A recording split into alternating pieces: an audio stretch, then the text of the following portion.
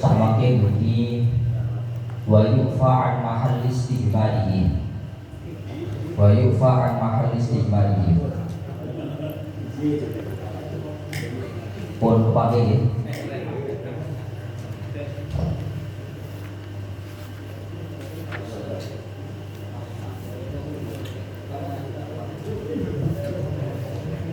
Bismillahirrahmanirrahim. Qala al-mu'allif rahimahullah nafa'ana bihi wa ulumihi wa asrarihi fid dharain amin ya rabbal alamin. Bismillahirrahmanirrahim. Wa yufa an mahal istijmalihi wa an walihi dubabin.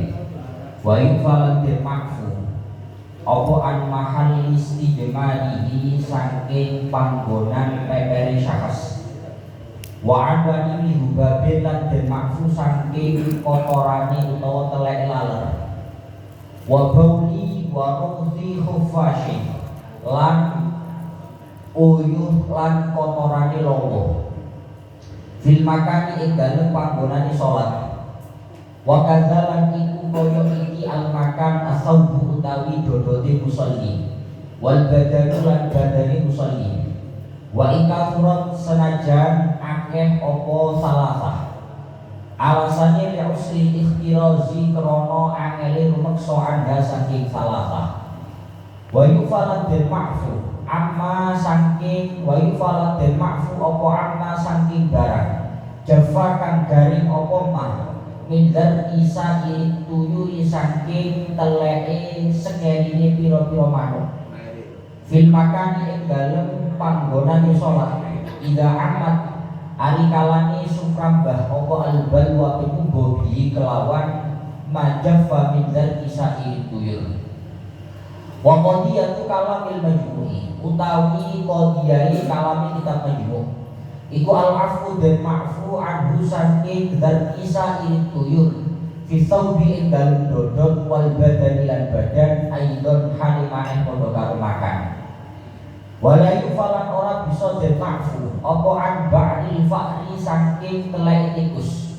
Walau ya bisa senajan anane ba'dil fa'r iku kang garing alal aujahi miturut ing atase kaul kang luwih duwe wajah. Lakin afta tetapi ini aweh fatwa sapa syekhuna guru ingsun Ibnu Ziyad nyatane Imam Ibnu Ziyad awe fatwa ka ba'dil mutaakhirina kaya setengah pira-pira ulama mutaakhiri afta bil afwi kelawan den ma'fu anhu saking ba'dil fa'r ida ahmad ali kalani suprambah apa albalwa kubuh bihi kelawan ba'dil fa'r kaumumiha kaya oleh umumi balwa fidan itu yuri ing dalem teleke pira-pira manuk wala tasihu lan ora sah apa sholat man sholati wong hamala kang gawa sapa man mustajmiron ing wong kang pepet au hayawanan utawa gawa ing hayawan biman fadhi kang iku tetep ing dalem burine hayawan najisun utawi najis au mudakkan utawa gawa ing hayawan kang den beleh silakan den basuh apa madbahu nggon sembelihane mudakkan duna jawfihi ora wetenge mudakkan au maitan utawa nggawa ing barang kang mati tahiron kang suci kaadamin kaya anak Adam wasamakin lan iwak lam yusal kang ora den siram apa bagi mayit tahir au birotan utawa nggawa ing dok madhirotan kang rusak fi batiniha kang iku tetep ing dalem jero ibroh madhirah dapur utawi gede. Walau sholat qabidi lan ora sah sholate wong kang nyekel tarafabut tasilin ing pucuke barang kang gandeng binajisin kelawan najis. Wa ilam yataharrak senajan ora dadi obah apa muttasil biharokatihi kelawan harokati qabih. Farqun aihada farqun utawi iki iku pampangan siji. Lawa alamun ningali sapa syahs ningali man ing wong yuri duka ngarepake sapa man salatan ing salat. Wa bisaubi hale iku tetep ing dalem dodote man najisun utawi najis ghairu ma'fuin kang ora den ma'fu apa anhu najis maka lazimahu mongko wajib ing syahas apa iklamuhu ngandani apa iklamuhu aweh weruh ing man yuridu sholatan wa kadzalan iku kaya ikilah luzum wa kadzalan kelawan kaya ikilah luzum yalzamu wajib apa ta'limu man mulani ing wong ro'a kang ningali sapa syahas ing man ningali yuhillu hale nakapake sapa man diwajib ibadatin kelawan kewajiban ibadah fi ro'i muqalladi ing dalem pendapati wong kang den anut den taklidi man tapi matur utawi iki itu pangpangan siji yajib wajib apa al istijabu cawi mingkuli kharjin saking saben-saben barang kang tetu mulau izin kang bupati apa kharij wajib istijab bima'in kelawan bani wayak filan mukubi fi ing dalem al istijab apa ghalabatu dhanni zawali najasati ngelindhiye penyono ilangi najis wala yusannulan ora den sunahake khina idin nalikani ghalabatu dhanni zawali najasah ora den sunahake apa syammu yadi ngabru ing tangane syahs utawa mustaji wayat bagian sayujo apa al istirha'u ngenduaki atau ngedenaki li Allah yang kok berapun orang tetep apa asal wala beti najasa tetep fi tadha'ifi syarhil ma'iddati ing dalem lempit-lempitane tepungane bokok au bisalah si masahati utawa istijak kelawan telu pira-pira usapan ta'umu kang sumrambah apa salah si masahat al mahalla ing panggonane najis fi kulli marratin ing dalem saben-saben ambalan ma'atan kiyatin sertane bersihake musab bijani kelawan barang kang atos poliin kang bisa bedol apa jamin pun samangke nerusaken tentang pembahasan najis-najis yang dimakfu wa yufa'an mahal istijmali hukumnya dimakfu artinya tetap najis cuma dimakfu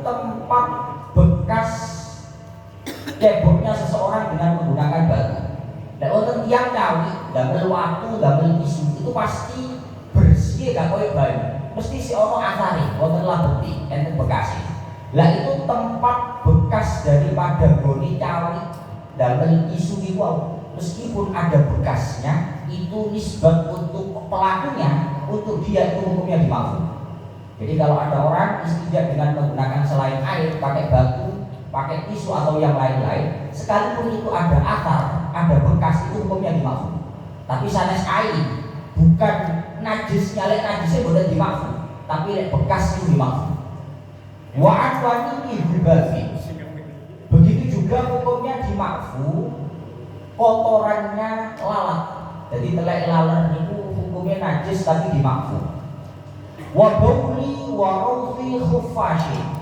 begitu juga hukumnya dimakfu kencing dan juga kotorannya kelelawar itu uyuwe kali teleke hukumnya najis tapi dimakfunya ini fil makani kemakfuannya khusus untuk tempat sholat jadi umpama tegini pagi sholat nih tegini masjid atau tegini pun dimau di sholat niku enten kotorannya laler enten uyuwe kelelawar enten teleke kelelawar itu hukumnya dimakfu bagaimana kalau selain tempat sholat wakada atau bulan badan begitu juga hukumnya dimakfu pada baju dan juga badannya orang yang sholat misalnya tegini kelambi niki enten uyuk atau teleke kelelawar utawa teleke laler itu hukumnya dimakfu wa ikafrat meskipun itu banyak li usril ikhtirazi ada karena memang 3 kasus itu rupanya teleke laler uyuni nopo nami lowo kali teleke lowo itu dianggap sulit untuk dihindari terutama tempat-tempat yang memang kondisinya banyak hewan-hewan itu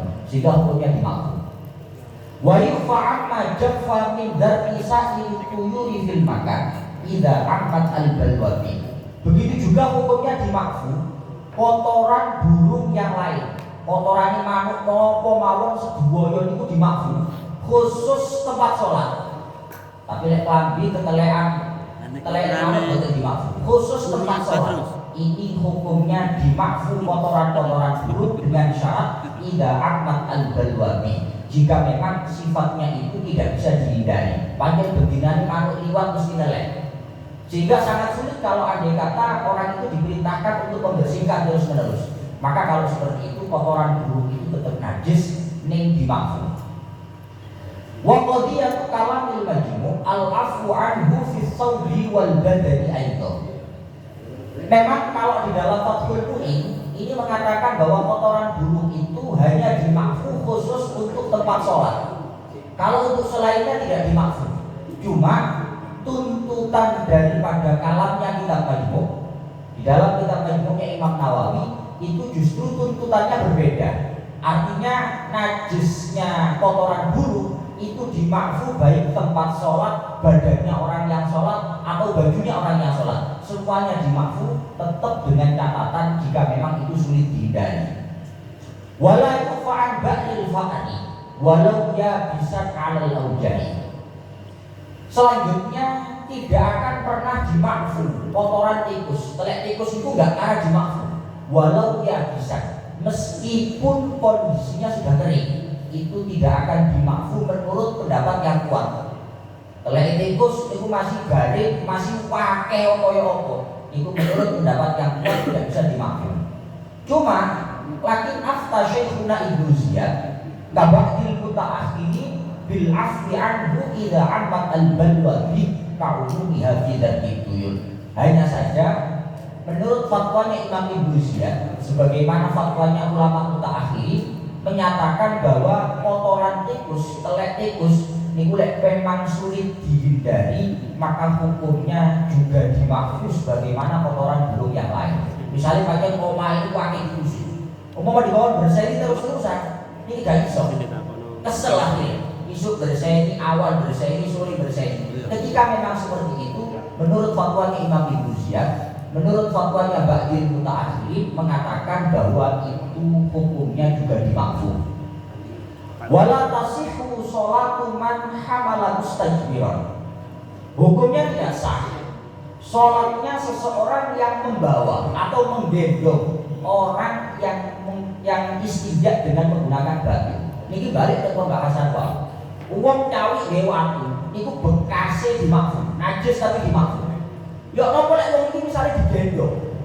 Ana wong mari cawi gawe watu jelas enten bekasi tengene bokong ini. Bukan air najis tapi bekasnya najis. Untuk dia memang dimakfu. Tapi untuk orang lain ini tidak dimakfu. Sehingga nalika wong iku digendong, posisi sing gendong itu salat-salate mboten sah. Karena dia dianggap membawa najis, rupane wong sing cawi gawe watu niku. Lek digendong dhewe makfu banyak besok dihindari, bokonge dhewe. Tapi kalau untuk orang lain itu hukumnya tidak dimakfu. Sehingga kalau dia membawa menggendong orang yang istinja dengan menggunakan tisu, batu dan lain-lain, hukum sholatnya tidak sah karena membawa najis. Au hayawanan biman falfihi najisun. Begitu juga tidak sah sholatnya seseorang yang membawa, menggendong hewan yang di pantatnya ada najis. Mari ono kewan nelek, ono najis, mari nguyuh, marungoten yo gak dibasuh gak apa. Kok misalnya numpak nanggone wong sholat, ini sholatnya tidak sah karena dia dianggap membawa najis. Al-mudzakkar busilabat bahu duna jawfi. Begitu juga tidak sah sholatnya seseorang yang membawa hewan yang sudah disembelih. Orang petik mari dibeleh, mantu dibeleh, maru dicekel ambil sholat ini, dibawa dalam kondisi sholat ini. Jadi fakih dengan ini bahas barang sing yongguh niku terjadi bomoten sudah dibahas. Auham ala mudzakkar busilabat bahu. Begitu juga tidak sah sholatnya seseorang yang membawa hewan yang telah disembelih. Kemudian tempat sembelihannya gulune ini pun dibasuh, terus kalau ketini, tapi duna jauhi, jero wetenge sing macet, teleke wakeh kotorane akeh. Ini sholatnya tidak sah karena dia dianggap membawa najis. Sehingga lek kepingin sah, misalnya bawa pitik mari dibeleh, yo jeroane dibersihkan di sini, digawa sah karena kondisinya sudah suci. Au tohiron keadaan kuasa makin lebih salbatin, atau begitu juga tidak sah sholatnya orang yang membawa sesuatu yang mati tapi suci. Contoh anak Adam, menungso itu mati tidak dianggap bagainya najis, bagainya suci. Karena walakot karomna bani Adam.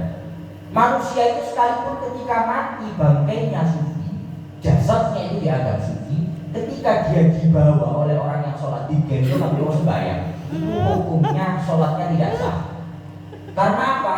Lebih usah batinu. Selama batinnya belum dibasuh, masih ada najis di dalam perutnya. Sehingga oleh BPI sholat sambil gendong wong mati masih jasadnya itu suci, dalamnya ada najis. Dia dianggap membawa najis. Aubi rotan madhi rotan fi batini hadam, ataupun orang yang sholat itu membawa telur yang busuk. Telur yang busuk itu telur yang tidak bisa diharapkan nantinya menjadi hewan. Kalau PT itu nggak bakal jadi PT. Kalau nggak bosok. Buan. Istilahnya buan. Bawon sing bosok. Telur yang busuk ini ketika dibawa oleh orang yang sholat, sholatnya tidak sah. Jika memang tiba jika memang di dalam telur itu ada darah, karena darah itu dianggap najis di dalam telur yang busuk itu tadi. Sehingga kalau dibawa maka sholatnya tidak sah. Wala sholatu qabidi torofi muttasilin binajisin wa illam yataharrak biharakati. Begitu juga tidak sah sholatnya orang yang memegang ujung dari sesuatu yang bertemu dengan najis. Misalnya rafia. Rafia ini kutunya orang teleki. Kalau sholat nyekeli rafia, maka sholat orang ini tadi tidak sah. Karena dia dianggap membawa najis. Jadi sholat bawa kabel kan ini, nyekel lumit kan ini, atau nyekel kabel. Posisi kabel ini dua, begini pucuk najis ini sholatnya nggak sah. Wa illam yataharrak biharakati. Sekalipun benda yang ia pegang ini najisnya tidak akan bergerak andai kata kita bergerak. Kalau ini kan pulau obat ya pulau ini gak obat. Ini tetap dianggap membawa najis. Ini berbeda dengan persoalan sujud. Kalau persoalan sujud, uang sujud tenggine serban. Misalnya dengan nyangklong serban tenggine pundak. Marotan serban itu dowo. Serban itu. Niki ketika serban itu kita sujudi, ini apakah sholatnya sah atau tidak, dianggap penghalang atau tidak, tergantung. Serban itu umpama kula obah, terus pojok sing tak sujudi iki obah napa mboten? Lek obah berarti itu dianggap sebagai penghalang. Artinya kalau sujud tidak sah. Karena serban ujung itu tadi bergerak-gerak karena gerakan kita. Sehingga kalau kita sujudi itu tidak sah. Tapi lek serban itu telung meter. Jadi kalau yo serban tapi kita kemarin itu ujungnya kok saja ada kan. Jadi kalau disujudi itu tetap sah karena ujungnya tidak akan bergerak karena gerakan kita. Ini beda kali kasus najis. Kalau kasusnya najis, baik ujung itu bergerak atau tidak bergerak karena gerakan kita, tetap ketika kita memegang ujung daripada benda najis itu, kita dianggap membawa benda najis sehingga sholatnya tidak sah. Farqun aihata farqun. Lau ro'aman yuridu sholatan wa bithawbihi najisun ghairu ma'fuwin anhu lazimahu iklamu.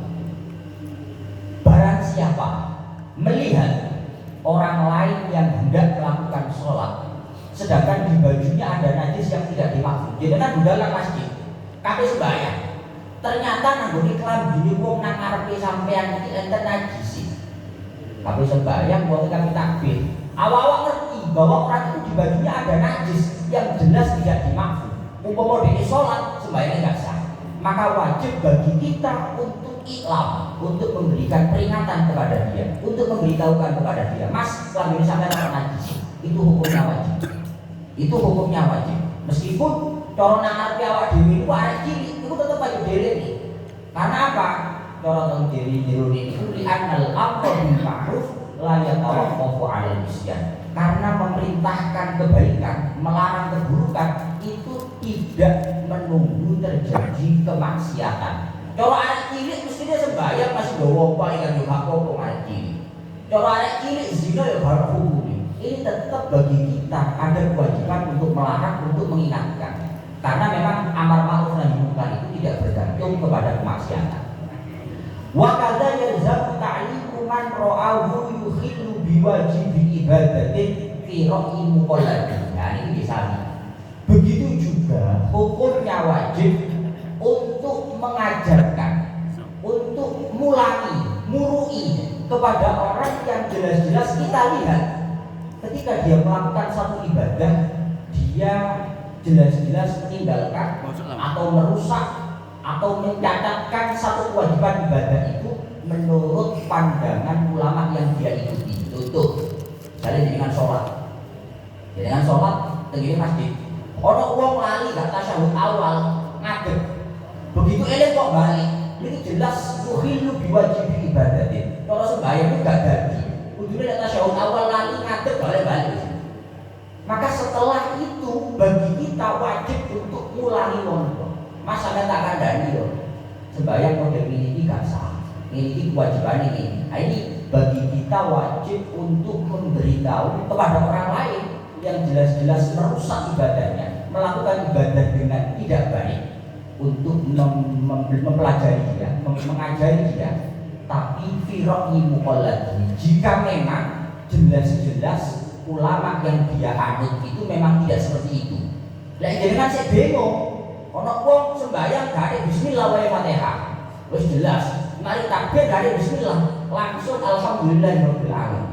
Ini bagaimana? Apakah kita setelah itu wajib mengajari dia, mulangi dari delok dhisik kira-kira wong iku madhabe apa? Lek madhabe gak Syafi'i gak usah dielingni, karena memang menurut pandangan ulama yang dia ikuti gak wajib. Baru kalau kita tahu jelas, oh wong ini jelas madhabe Syafi'i, kok gak maca Fatihah, gak maca Bismillahirrahmanirrahim, berarti orang ini jelas merusak kewajiban sholat, kewajiban ibadah. Maka wajib kita ingatkan, kita pelajari, kita ulangi. Tapi lek wong madhabe gak jelas, kados sakit gak badus ngeten ya wis usah deleng iki. Pas gak bismillah kan gak ada gak ada deleng. Oleh niki kalau ulama sing dianggap iki sah apa gak. Jadi soalnya imamnya gak jelas, mukolat ini gak jelas. Ini madhabe Syafi'i, Maliki, Hambali. Oleh kadang yo gak kabeh. Kadang yo Syafi'i, kadang yo Hambali, kadang yo Maliki. Kalau orangnya belum jelas, artinya kita belum bisa mempositifkan bahwa sholatnya orang ini gak sah. Yo deleng delek. Kalau memang sudah positif, kewajiban ibadah dia menurut pandangan ulama yang dia ikuti itu tidak seperti itu, maka wajib bagi kita untuk mengajari. Cuma lek tadi anak itu banyak catatan ngeten. Umpama biasanya wong murid itu dikai ujo, dikai bayaran. Umpama biasanya pulang ngono lek gak dibayar gak gelem. Umpama enten kejadian seperti itu, maka bagi dia hanya wajib mengajari dia jika memang dibayar. Lek gak dibayar gak wajib, karena memang kejadiannya seperti itu. Mangkane harus dikon pimpin tahlil ono gak. Lah, misalnya biasanya dibayar. Ono gak bayaran. Ono bayarane. Kalau kita mau tahlil pimpin tahlil gak di anak itu ono bayarane maksudnya. bahasanya koncoku. Na'am inku bila dzalika bi ujratin lam yalzamhu illa biha 'alal mu'tamad. Tengene anak itu dipundhawuhaken. Jika memang mengajarkan hal semacam itu lumrahnya perlu dibayar. Perlu ada ongkos yang dikeluarkan. Maka seseorang tidak wajib untuk mengajarkan itu kepada orang yang salah ibadahnya kecuali jika memang dia dibayar. Kedunya. Karena memang pantasnya dibayar. Jadi kalau dari anak umpama murui ya gak apa-apa tapi gak wajib. Wajibnya lek pancen dibayar jika memang pantas dibayar. Ini di dalam Kedunya riko.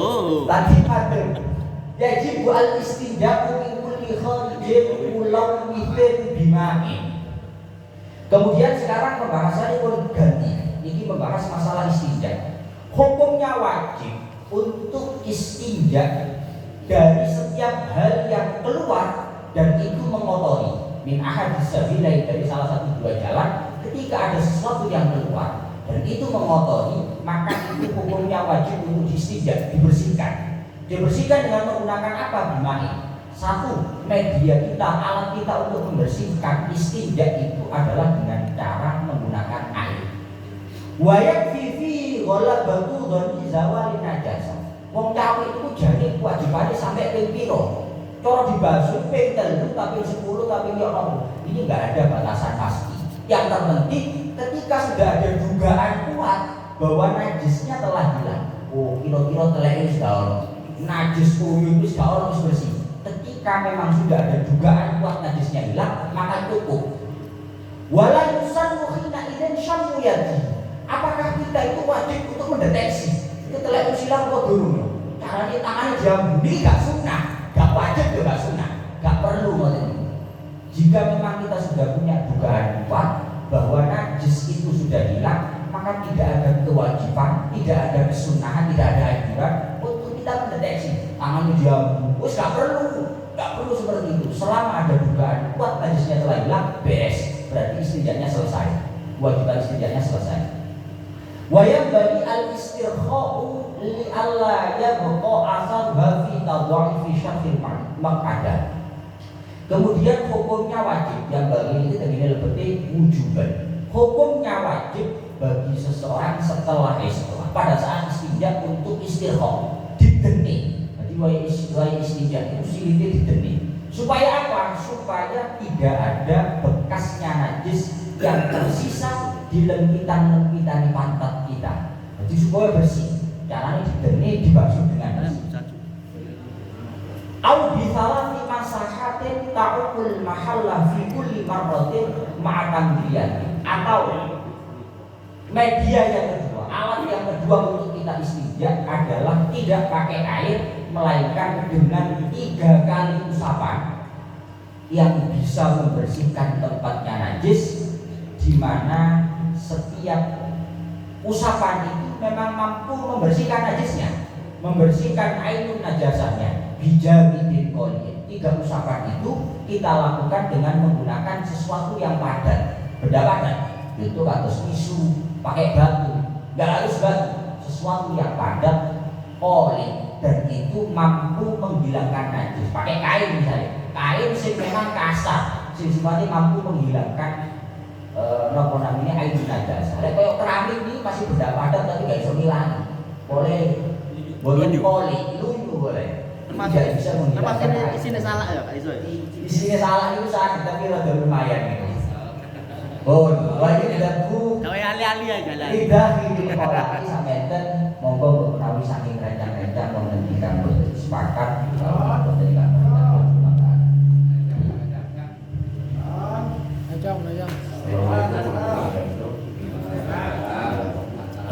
berita terus mengenai yang tadi bahwa bekasnya yang dimakfu saja itu tadi ketika orangnya digendong itu kan menjadikan kita tidak sah sholatnya. Sedangkan dulu pernah ada pertanyaan bahwa bagaimana hukumnya ketika kita membawa anak pada bukan membawa ya, jadi pada kita sholat kemudian ada anak kita yang popokan ya kita nggak tahu sudah ada isinya atau tidak, tapi kalau pun sudah ada isinya terus kemudian naik ke punggung kita, itu bagaimana? Nah, apakah bisa disamakan dengan yang disampaikan tadi? Seperti itu. Oke, terima kasih. Kempes tak?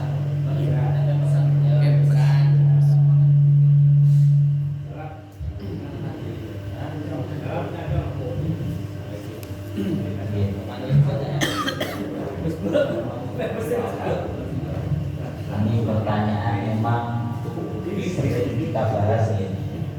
Jadi hukumnya bagaimana sholatnya seseorang yang di situ kebetulan ada anak kecil yang sedang memakai pempes, yang di situ ada najisnya, baik itu oyo atau yang lainnya, itu hukumnya sholatnya kita bagaimana? Sebenarnya sebelum kita lari ke ibarat kitab-kitab lain yang perlu kita pahami 100% dulu niku dari kitab Fathul Mu'in sekaligus di anaknya.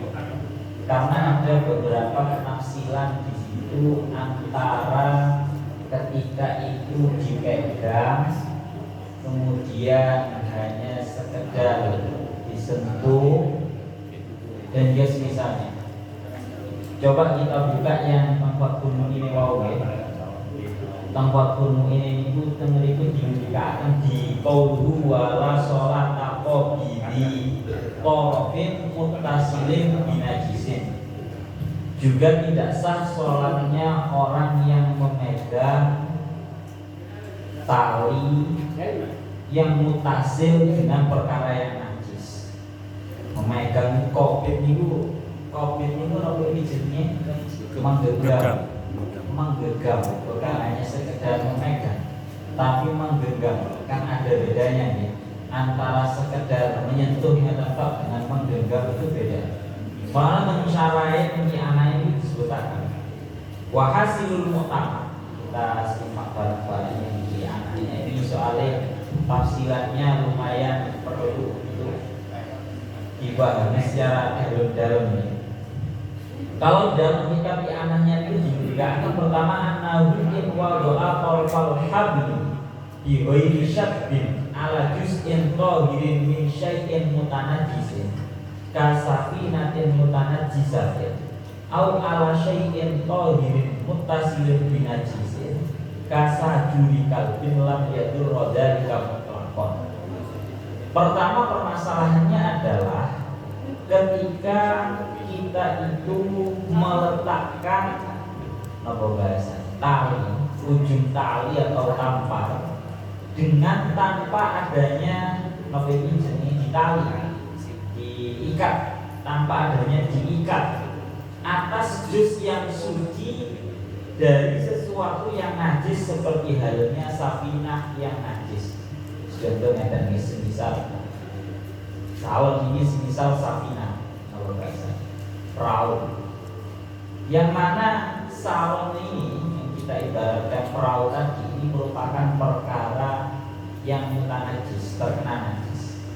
Kemudian di situ ada tali yang menjulur ke kita dan memiliki catatan diwi syaddin tanpa adanya ikatan. Ditekek nonton ini nonton pulau nonton. Ya. Au ala syai'in tahirin mutasilin binajisin kasajurikal bin lam yadur rodan. Atau talinya itu tadi diletakkan atas sesuatu yang suci, tapi sesuatu yang suci itu tadi mutasil dengan perkara yang najis seperti gelani asu. Nah, kalau saya bisa segelan berarti kalung ikat lehernya anjing. Jadi semisal kalau kita itu membawa talinya ini suci, gitu.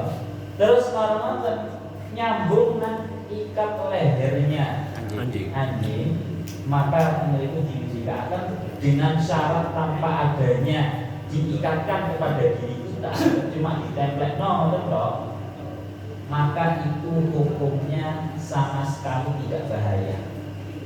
Berarti kalau kita kiaskan dengan permasalahan anak kecil yang di situ ada pampasnya, ketika anak kecil itu cuma sekedar memegang tanpa adanya genggaman, tanpa adanya ikatan, memegang itu biasanya jaring anak kecil kan kadang dia sampai numpai, kadang dia memegang, kadang dia sampai genggam kan model-model. Maka kalau kita kiaskan untuk permasalahan yang pertama ini, anak kecilnya ini tangannya suci, cuma dia mutasil dengan perkara yang najis rupanya sing ono nanggung dan bersih. Wow. Maka kalau seperti ketika cuma sekedar dipegang seperti ini tanpa adanya ikatan, tanpa adanya genggaman, maka itu hukumnya sholatnya tetap sah. Karena ini namanya dia sedang membawa atau tersentuh perkara yang suci, tapi perkara yang suci ini mutasil dengan perkara yang najis. Coba ini perlu dengan bedakan. Soalnya sekali lagi perlu dianang lebih dalam antara ketika sekedar memegang kemudian diikat ataupun digenggam. Pertama cuma sekedar disentuh tok niku boten membatalkan, karena itu namanya sekedar nempel terhadap suatu perkara yang suci, yang perkara suci tersebut mutasil dengan perkara yang najis. Tangannya ada cilik suci, badannya juga suci, menyentuh kepada semisal kita yang sedang sholat. Nah, ini kan perkara yang suci nempel barang najis. Maka ketika cuma sekedar menyentuh seperti ini, sholatnya tidak masalah. Itu yang pertama. Yang kedua, mengianai, coba diperhatikan malih. Awal do'ahu ala nafsin najisi walau bila nahwi syaddin dhorong mutlaqat. Atau talinya itu diletakkan langsung kepada perkara yang najis, maka kita membawa talinya walaupun tanpa digenggam ataupun diikat itu langsung dihukumi batal. Semisal ya tidak dicontohkan dan dibuat sakit dicontohkan. Semisal niki talinya niki wonten najise ngoten niki. Teng mriku wonten pembelek, terus sekarang wonten taline niki kula betok. Atau bahasanya tidak perlu saya genggam, cuma saya letakkan tangan kula betok. Ini sudah dihukumi batal sholatnya, karena statusnya dia itu langsung muttasil bin najis. Seseorang yang sholat tapi memiliki atau gandeng atau sambung dengan perkara yang najis. Yang terakhir, yang ketiga, dengan dia coba dua simpulan lebih ringkas kita secara ibarat malam ini. Yang terakhir yang nomor 3 praktiknya adalah wa insyaddahu al-tawhiri al-muttasil bin najisi nudiro. Ini jarro bijarrihi dhorro wa illa fala.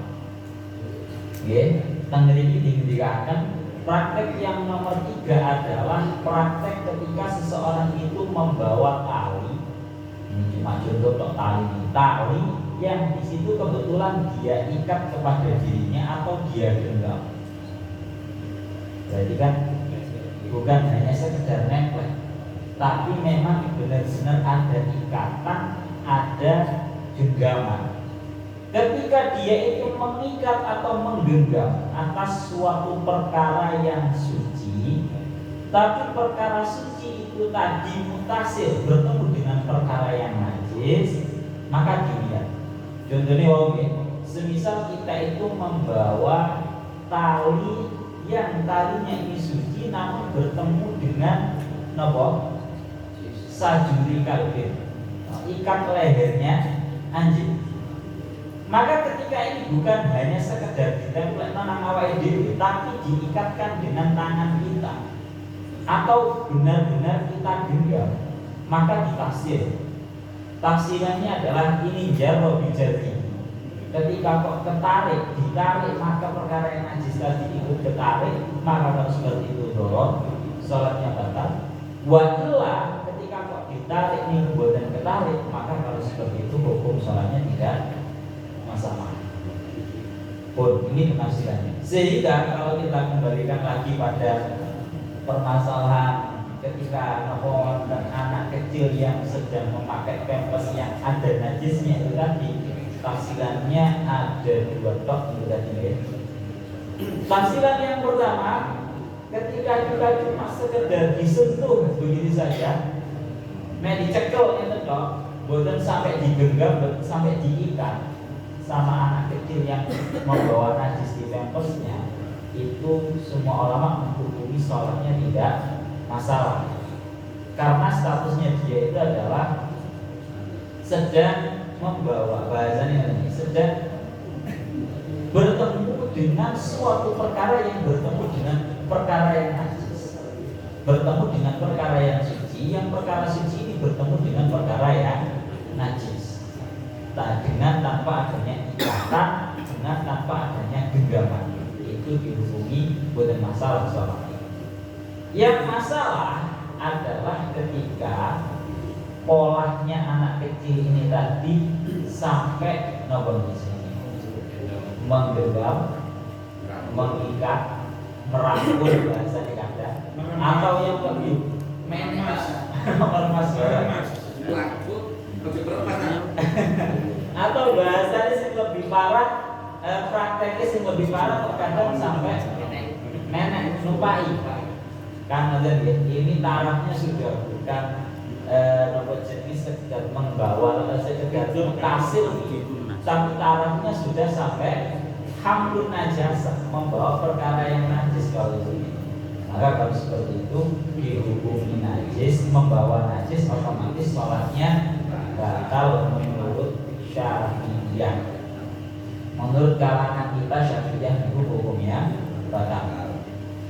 Nah ini nanti coba nanti dicarikan solusi ini, kasih Cak Badrus nih ya. Carikan solusi untuk umat yang caranya sholat tidak batal. Soalnya yang saya ini benar-benar banyak terjadi dan sifatnya seolah-olah sulit untuk dihindarkan. Sulit untuk dihindarkan. Pemana ada cilik apa? Dia semua langsung ngotot mau. Gak ngerti isi sholat ini. Gak sholat, gak ngerti ini sholat, gak oleh bawa najis, atau oleh bawa najis. Enggak masalah. Soal nanti coba kita jadikan lagi kalau perasaan dulu kalau pernah menyampaikan dulu ada di ada oke. Di mazhab Malikiyah ada. Mazhab Malikiyah ya. Jadi selama najisnya tidak terlihat. Selama najisnya tidak terlihat. Tidak terlihat. Baru itu. Kalau soalnya dulu saya ini bulan itu wonten tanya kitab fikih ma'alam adzaibil arba'ah. Fikih alam adzaibil arba'ah tentang karangan Imam Ahmad Al-Jazairi. Salah satunya adalah di dalam mazhab Malikiyah. Kitab Tazkirun Nas. Itu mengatakan memang boleh sholat sama membawa najis itu boleh. Karena hukumnya terbersihkan dari najis itu. Soal bahasanya bukan sholatnya sholat tapi pokoknya sholatnya itu tetap sah sekalipun pakai najis di dalam mazhab Malikiyah.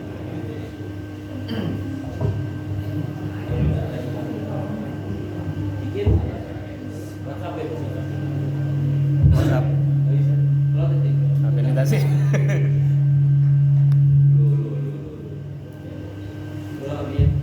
Oke, sebelum beralih ke mazhab Malikiyah. Tentang chat. Kitab Tazkir. Ini satu solusi begini.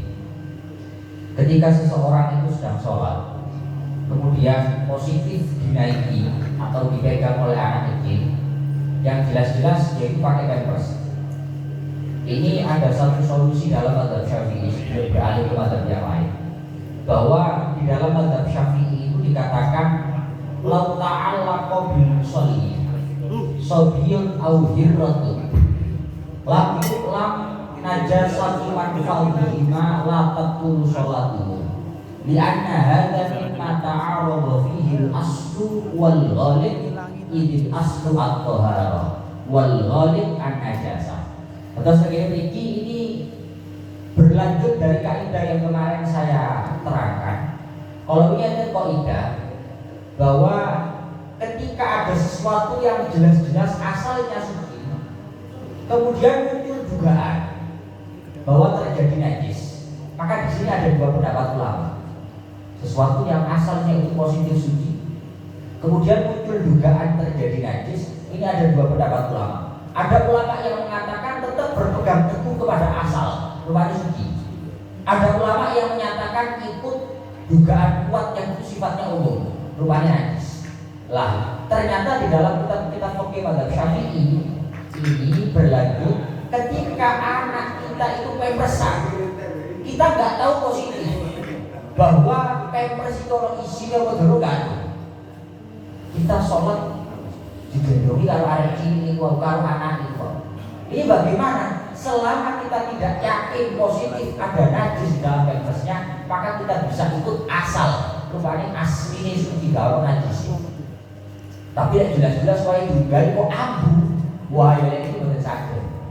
Jadi ini untuk sekedar memberikan solusi ketika kasusnya itu belum dipositifkan. Jadi orang anak cilik mulai sembahyang munggah nganggo wong tuane. Ini belum dipositifkan, belum yakin bahwa dalam pampers itu ada najis. Yo sih, yo mesti anak cilik pampers yo misalnya najis sih, tapi belum positif. Ghalibnya seperti itu, tapi asalnya seperti itu. Ini menurut para ulama yang tetap seperti kemarin ada dua pendapat. Menurut pendapat yang kuat kita ikut asal bukan sendiri. Ini sekedar solusi ketika belum yakin. Dan ini fiqhul Islami bahasanya juga sama. Lau hamalal musalli sobiyan sohiran alaihi najisun. Ketika ada orang sholat menggendong anak kecil yang jelas-jelas dia membawa najis, taqulu sholatuhu indal hanafiyah lam yatamassak binafsihi li'annahu yu'addu hamilan binajasah. Memang posisinya itu jelas itu najis, gendong itu jelas betul membatalkan. Ini sekedar solusi ketika sifatnya itu belum diyakini ada najis dalam pampersnya, itu aman. Ikut mazhab Syafi'i mawon beres, tidak batal salatnya selama tidak dipositifkan. Ya ambune jelas besi atau ambu telek jelas. Itu menurut mazhab Syafi'i sulit untuk kita katakan tidak batal. Gimana?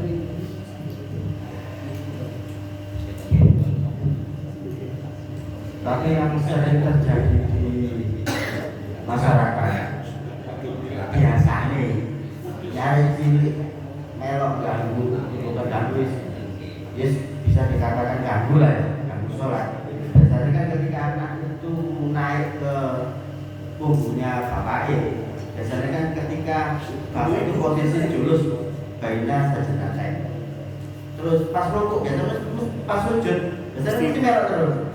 Jadi waktu terus dijeluk kan dipegang. Nah, biasanya terjadi seperti itu. Itu ente lah ya. Aku mau ibu, sebenarnya ya. Langsung ente sebenarnya. Nah, ketika memegangnya anak, ketika kita memegang itu, artinya kita kan memegang, nggak cuma sekedar menempel kan. Itu memegang. Terus kita merasakan kok empuk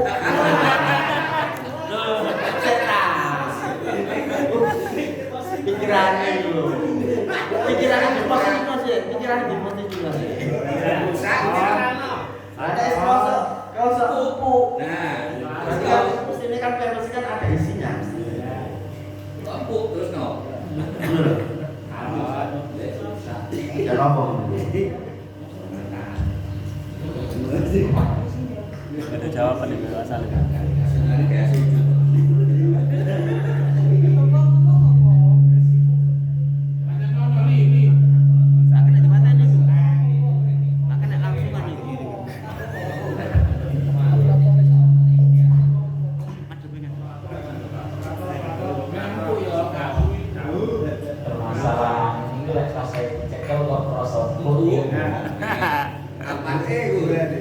Ini udah jadi permasalahan.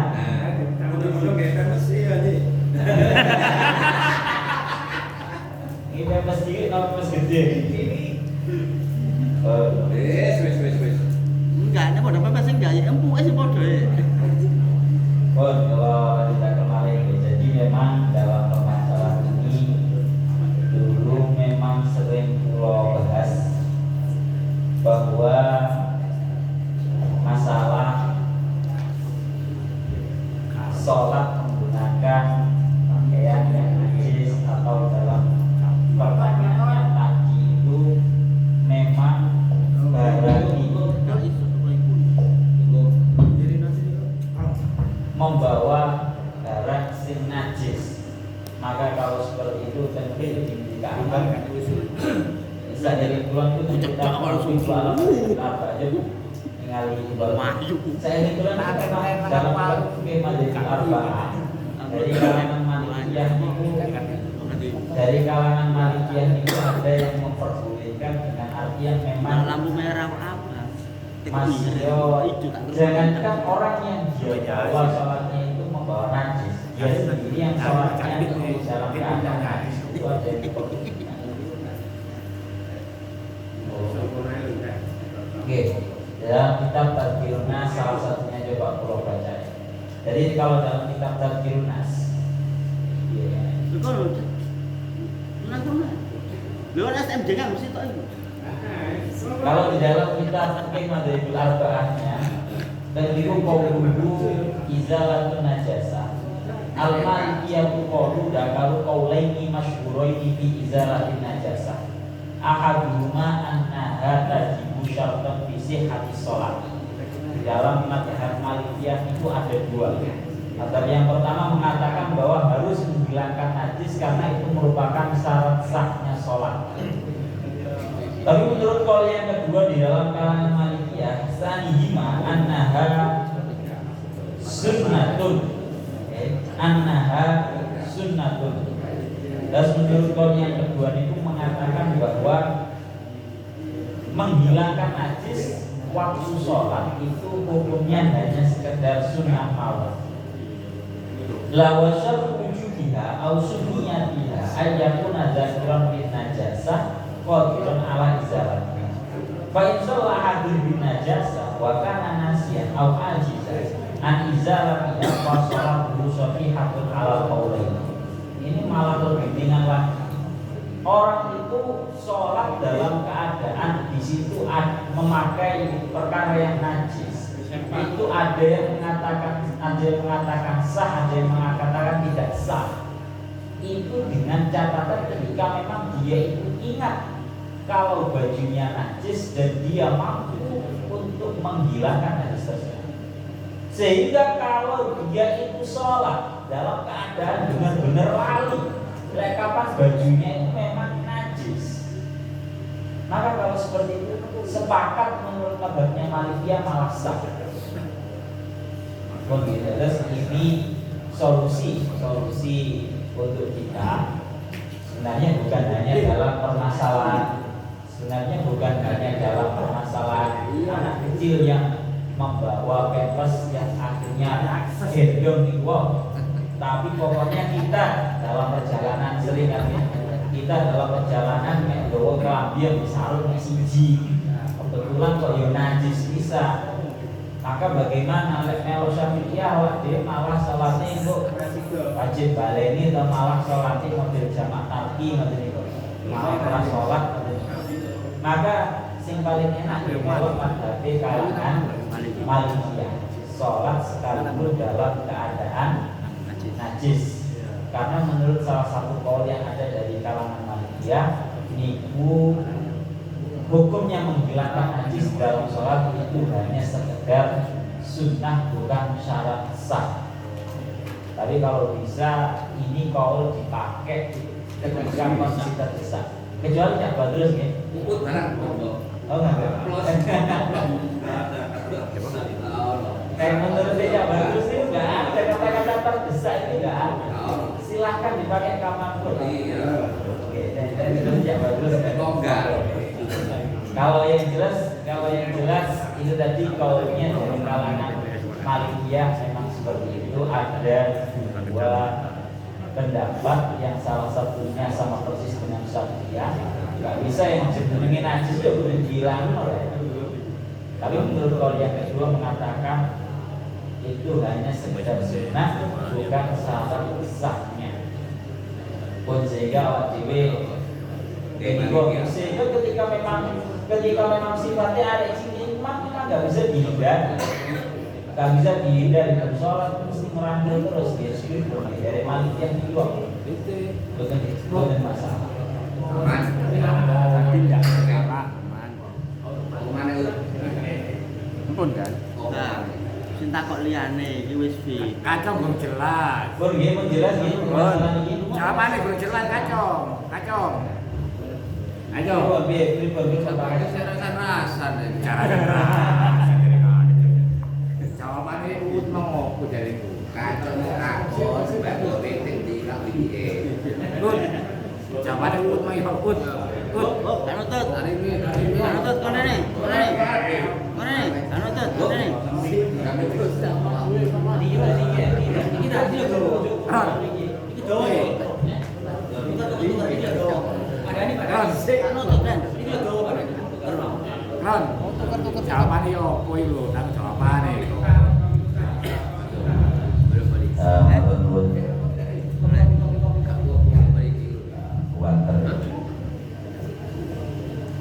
Terima kasih. Seperti yang disampaikan oleh Mubayin tadi itu, bahwa dibuka pertanyaan atau hal-hal yang kira itu kurang setuju. Saya itu memilih yang kedua. Jadi di sini disebutkan bahwa tidak sah sholatnya seseorang jika membawa sesuatu yang telah disebutkan yang tadi itu disampaikan oleh saudara Dani, salah satunya itu ada kecil yang kita ternyata yaitu hukumnya sah.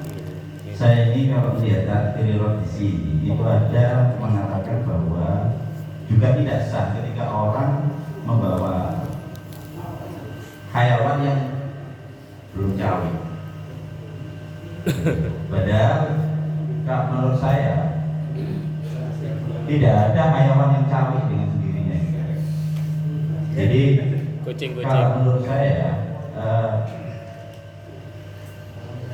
ini termasuk pengecualian bahwa ketika kita membawa hayawan baik itu belum cawi ataupun yang belum cawi itu tetap tergolong sholat yang sah karena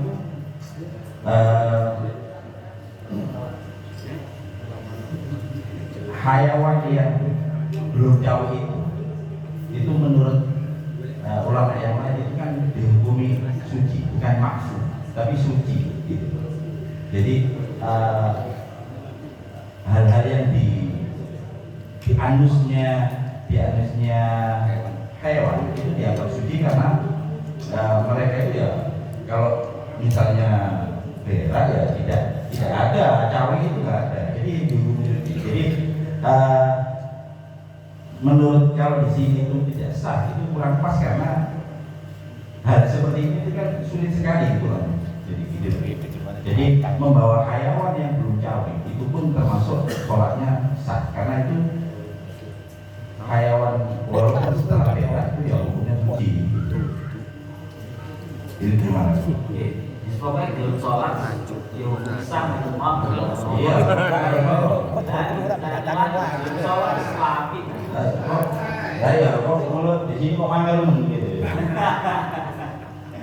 Lagi, ya pada intinya kan ada intinya memang seperti sing didhawuhna kalian Khalil Ahmad bin Hasan Al-Abbas di dalam kitabnya Tadhkirun Nas. Kita itu kalau musuhnya orang awam jangan dipersulit. Kita itu kalau musuhnya orang awam pokoknya mereka belum sholat itu nabi.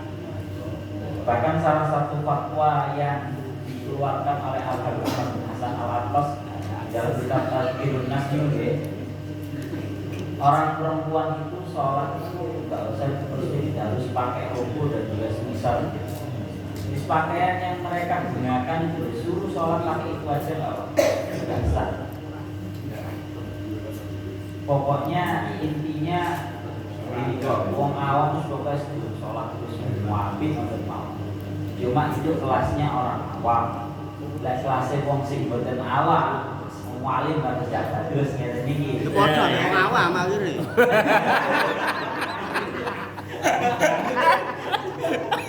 Ngoten ya. Hukumnya dadi padha ya. Lha masalahnya sing diwaca akeh. Dadi padha wong awam akhire. Nggih, pun nggih. Intinya jelas lah, artinya memang sekali lagi fatwa dari Al-Habib Ahmad bin Hasan Al-Abbas itu wis pokoke gawe wong awam itu sing gampang mawon. Karena mereka itu untuk melakukan sholat hajat 5 waktu itu tok wis apik banget. Beda halnya bukan kalangan awam, kalangan kos. Ya itu sudah semangat jenenge sholat itu wis semangat. Sekalipun diberi syarat-syarat yang berat itu bagi mereka ringan kalau orang-orang kos. Kalau kita kok mau begini. Tapi yang jelas kalau khilaf itu jangan dipertentangkan. Maksudnya begitu, maksudnya apa yang ada dalam kitab Fathul yang mengatakan bahwa hewan itu yang dimanfaati najis ini tetap kaul yang dimiliki oleh makhluk umum.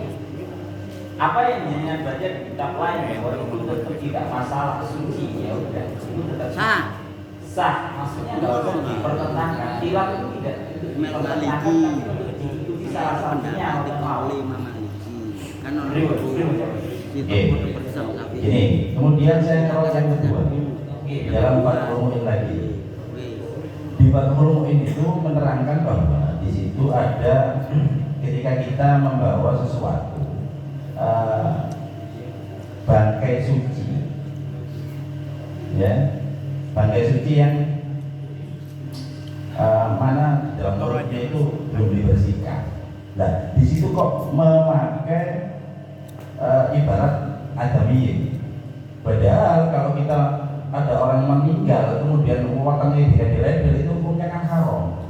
Nah, maksud saya tendensi ketika memakai adami ini gimana? Padahal itu sangat tidak mungkin sekali. Kalau misalnya as-samak atau jarot boleh karena dia dilebel nggak apa-apa. Tapi kalau di sini pakainya itu adalah bangkai yang suci seperti halnya samak dan adami. Nah, padahal di adami itu kalau diadilkan hukumnya kan haram.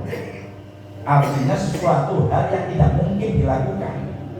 Itu kok sampai dipakai untuk contoh di situ. Maksudnya tendensinya mana? Padahal itu sangat-sangat tidak mungkin dilakukan. Yang itu fucking.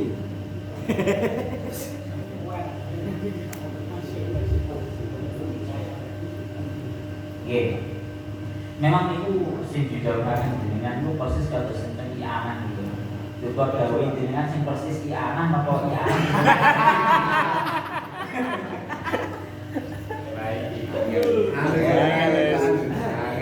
Ini jawabnya. Qauluhu lam yursal badinu ayil mayyit atau Fain husilah batinu ketika kok batinnya perutnya ini dibersihkan. Biar syukur wa bibis batin adami haram illa fima ustusnya. Ini ada satu catatan illa fima ustusnya. Lima fihi minit jihadi hormati dan kabul asrat dirham. Memang hukumnya itu kalau membawa seorang mayit yang suci seperti mayitnya anak Adam, yang batinnya sudah disediakan dulu, perutnya dibelah, okay? Perutnya dibelah, kemudian semuanya dihilangkan yang ada di dalam najisnya tadi. Itu hukumnya salatnya menjadi sah. Cuma kalau dinisbatkan kepada seorang Adam itu hukumnya haram. Karena itu namanya intihakul hurmah, merusak kehormatan seorang anak Adam. Illa fima khususnya kecuali anak Adam yang dikecualikan dengan artian yang sudah tidak memiliki kehormatan secara syariat Islam.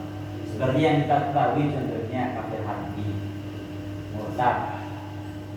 Itu termasuk anak Adam yang sudah menjadi pengecualian yang mana mereka sudah tidak memiliki hurmat lagi. Bahkan Imam Zaid dikatakan di dalam kitab Bajuri dan dia semisalnya, kalau musuhnya itu murtad, harbi dan dia yang lainnya boleh untuk dikasih makan ke anjing dan dia semisalnya. Maka kalau seperti itu, kalau praktiknya itu anak Adam yang model harbi atau murtad itu tadi, maka ketika Pak dibelah perutnya itu pun boleh haram karena termasuk ilah bima khususnya boleh berarti memang jasadnya tidak muhtaram lagi, tidak dimuliakan lagi secara syariat. Berarti memang benar hukumnya haram karena itu merusak kehormatannya seorang anak Adam yang sudah mati. Tapi ada yang memang tidak dimuliakan secara syariat Islam, yaitu harbi dan juga murtad. Boleh, bahkan sampai dikasihkan makan untuk anjing itu boleh, karena tidak wajib untuk dimakamkan bagi kita. Ya walaupun nanti kita tetap memakamkan dan juga semisalnya itu tetap boleh masalah, cuma secara hukum asal. Jadi bukan cara bahasanya, bukan kok haram 100% mutlak, bukan ada kemungkinan halal sama sekali. Ada praktek yang bisa itu wonten yaitu harbi kalian murtad itu tadi. Berikut monggo jabat terus. Lagi kan mau cekap ya. Terus anak Adami yang khususnya itu contohnya Abi sama Mu'tad itu mana?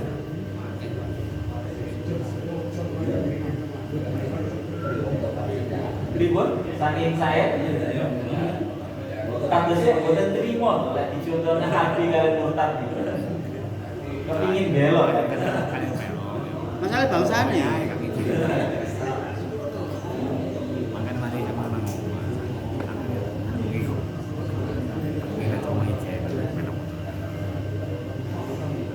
Kita lah ya. Ini jangan orang-orang.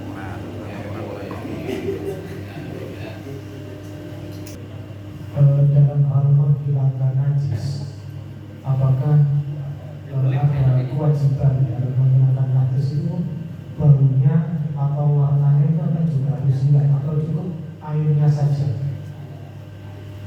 Saat sholat. Najis apa saja? Saat sholat. Ya, maksudnya dalam hal menghilangkan najis apapun itu apakah cukup airnya saja atau bau dan warnanya juga harus hilang? Terima kasih. Itu cukup cuma airnya, zatnya najis itu yang dihilangkan atau wajib untuk menghilangkan bau, warna dan juga rasa. Saya rasa itu kemarin kan sama menjadi pembahasan bahwa dalam menghilangkan najis itu bukan hanya zatnya najis itu saja yang wajib dihilangkan, tapi bau, warna dan juga rasa itu juga wajib dihilangkan. Cuma ada beberapa praktek yang di situ dimakfu ketika sulit untuk dihilangkan dari segi Keadaan. Dari segi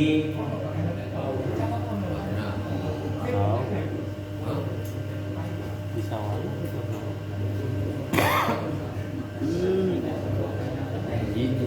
ada beberapa yang di situ ketika memang sulit untuk dihilangkan, maka di situ dihukumi dimakfu dari segi bau, warna dan juga rasa. Jadi bisa sulit untuk dihilangkan, dikerok 3 kali sepanjang tidak hilang mau, maka kalau seperti itu nanti ada yang dimakfu. Artinya masih agak hilang itu tidak masalah, yang penting salah satunya. Yang penting salah satunya bukan kok campuran bareng-bareng. Berikut, emangnya ini apa? Kok ingin balik ini salur ini emangnya kenapa? Ada permasalahan, maksudnya langsung spesifik mau. Dalam hal menghilangkan najis tadi itu kan kita tidak disunahkan untuk membau tangan. Artinya jika kita nggak membau tapi kita sudah tercium baunya, sudah rasa baunya nggak enak. Nah itu berarti walaupun airnya sudah hilang tapi masih tersisa baunya tanpa kita menciumnya, itu berarti gimana? Masih dihukumi najis atau gimana? Bukan konten guna naik. Ketika kok ternyata tangan yang kita gunakan berseri kemaluan belakang itu tadi kok ternyata ambu, padahal bisa bumi masih ambu aja. Ini kan tajam banget gitu. Maka kalau seperti itu ini aneh wonten. Ada beberapa penafsiran dari para ulama, apakah yang dihukumi najis itu cuma tangannya mawon atau yang dihukumi najis itu tangan dan juga kemaluan belakang atau duburnya juga masih dihukumi najis. Mengeriku dan aneh dan qauluhu wala yusan hina idzin syammu yadi. Dan berikut dijelaskan qauluhu wala yusan ayyina idza walaba al-dhani zawalun najasa. Qauluhu syammu yadi na'ibu fa'il yusan. Ini kalau syamma min yadihi raihatan najasati lam yuhkam bi baqa'i najasati 'alal mahal. Keterangan yang pertama mengatakan bahwa kalau seseorang itu mencium di tangan kirinya yang sudah digunakan untuk membersihkan tubuhnya dari kotoran, kok ternyata masih bau kotoran, maka di sini dikatakan yang dihukumi najis itu adalah cuma tangannya saja. Kalau duburnya itu tetap dihukumi suci. Kalau duburnya itu tetap dihukumi suci. Wa in hakamna yadahu bin najasa fayusal yadu faqa. Tangannya dihukumi suci, tapi kalau duburnya itu kembali. Duburnya itu dihukumi suci, tapi tangannya tetap dihukumi najis. Niku menurut keterangan yang ada dalam kitab anahnya. Tapi kalau itu illa ayyashummaha minal mulaki lil mahalli fa innahu dalilun ala najasati ma kama huwa dhahir. Wa qawluhu minal mulaki lil mahal wa huwa batinul usbu alladhi massa mahallan najasa. Alasannya ini diberi kecualian.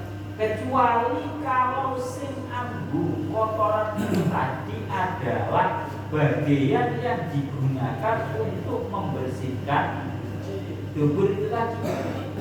Semisal ini dicontohkan batinul asobi, memang dari ini ujungnya atau batinnya jari yang dalam, ini jenis ujungnya nama jenis jari-jari yang bagian dalam ini yang memang ini digunakan untuk membersihkan. Maka kalau seperti itu keduanya dihukumi najis. Panggon tubuhnya dihukumi najis, tangannya juga dihukumi najis. Makanya ini seperti yang didahulukan kalian para ulama. Sebenarnya ketika kita cari itu wajib nggak sih kita pakai sabun? Nah ini kan menjadi permasalahan. Nyuwun saya soalnya kadang ya. Kadang ketika kotorannya itu tidak bisa bersih, ambunnya gak bisa hilang kecuali pakai sabun. Itu wajib pakai sabun atau tidak? Ini kok ulama khilaf. Kalau yang ada di dalam kitab ini Tarsyihul Mustafidin, dan ini dihilangkan. Kalau memang sekiranya tidak bisa hilang, dan ini disebutkan, kalau memang sekiranya tidak bisa hilang kecuali dengan memakai sabun, maka ini qauluhu khaffafa di hadzal mahal yukhadhu minhu annahu law tawaqqafa izalatul raihah ala asnani aw bihi lam yajib wa huwa dulul ila al-mazkur. Menurut yang ada di dalam kitab Tarsyihul Mustafidin, dalam kita cawi menghilangkan kotoran yang ada pada tubuh kita setelah kita membuang hajat, itu ketika kok baunya tidak bisa hilang kecuali menggunakan sabun. Menurut satu pendapat mengatakan gak wajib pakai sabun. Tapi yang ada di dalam kitab pinggir namanya jenis Fatawi Indonesia atau namanya jenis yang satunya lagi itu mengatakan ulama itu khilaf. Andaikan baunya itu tidak bisa hilang kecuali menggunakan sabun, ada yang mengatakan berarti wajib pakai sabun. Makanya kita dalam cari itu alangkah baiknya lebih amannya, karena memang ulama khilaf, ada yang mewajibkan pakai sabun, ada yang tidak mewajibkan pakai sabun ketika baunya itu tidak bisa hilang kecuali pakai sabun.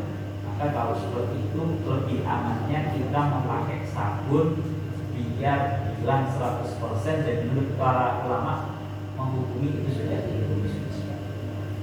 Itu mana? Oh jelas. Jadi mangan apa sih Pak angel hilangane? Betul. Tanya. Iya. Ini dalam fatwa itu mengkhotobnya itu kepada orang yang tahu atau orang yang mau sholat, maksudnya narisun ghair ma'fuin anhu itu mengkhotobnya itu kepada orang yang mau sholat ataukah kepada kita yang tahu. Artinya begini, contoh, saya mengikuti mazhab bahwa segala rusuh selain adami itu kan suci menurut saya. Semua tembelek, hatta tembelek asu suci menurut saya, kecuali tembelek kacang. Ada. Berarti koyo-koyo lebih elek daripada Iya. Ya, kalau menurut saya kan gitu. Jadi saya ketika punya mazhab, maksudnya mengikuti pendapat itu, ketika melihat orang yang mau sholat di bajunya ada celentong, itu apakah saya itu masih kewajiban untuk mengingatkan? Padahal orang yang mau sholat itu sudah kita yakini bahwa itu termasuk yang ghair maksud. Tapi menurut saya, jenengan selaku nopo orang yang di badannya ada najis ini Yang tahu. saya yang tahu pada orang kacong ya, kacong mau sholat di bajunya tembelek wedhus akeh. Mari boleh. Ya. Ada belai. Menurut pendapat saya, tembelek wedhus atau tembelek apa saja suci bagi saya. Nah, apakah kalau menurut kacong itu kan misalnya ghair maksud, apakah saya masih berkewajiban mengingatkan dia? Padahal menurut saya itu adalah najis yang artinya bukan najis, itu maksudnya. Apakah saya masih berkewajiban untuk mengingatkan? Gitu maksudnya. Tahu saya kalau sembahyang untung-untungan ini. Sementara nggak usah sih. memang sekali lagi yang sering menjadi pertanyaan adalah ketika kita itu beda mazhab. Kan seperti itu. Ini memang yang sulit itu adalah ketika kita itu beda mazhab. Cara kita menyikapi orang yang beda mazhab itu bagaimana? Ini sebenarnya sudah banyak sekali tanggir-tanggirnya di dalam kita fikih. Pokoknya semua orang itu harus dijalankan sesuai pada realnya masing-masing.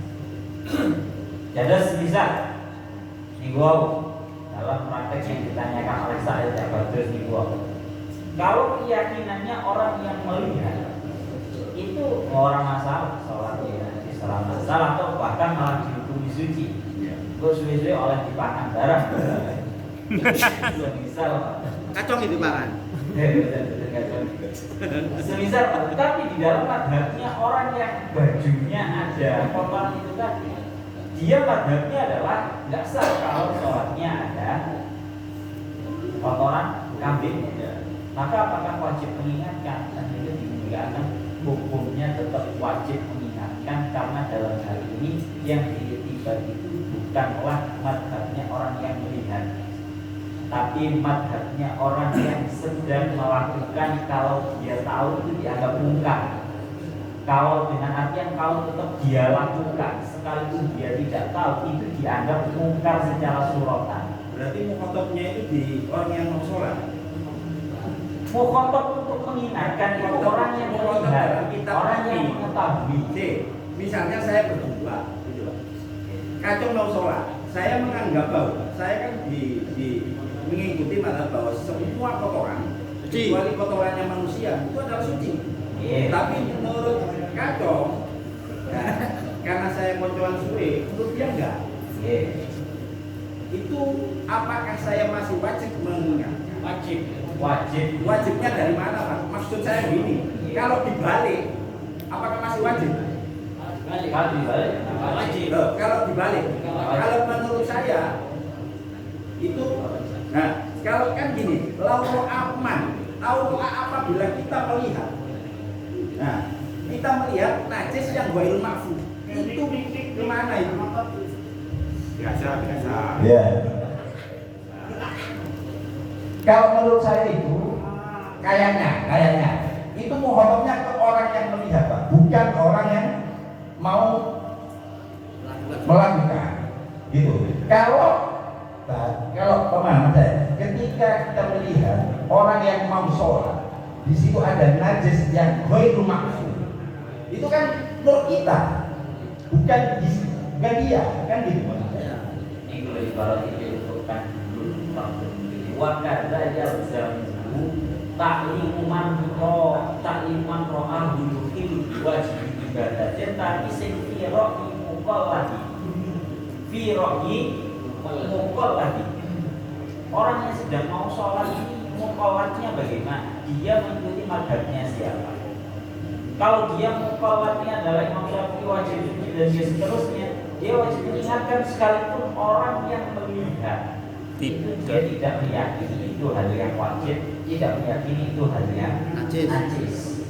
Karena ibadahnya sekali lagi yang kewajiban mengingatkan adalah orang yang melihat, yang wajib diingatkan adalah orang yang mau melakukan sebuah ibadah, tapi harus sesuai dengan ra'yul tadi, madhabnya orang yang dia ingat.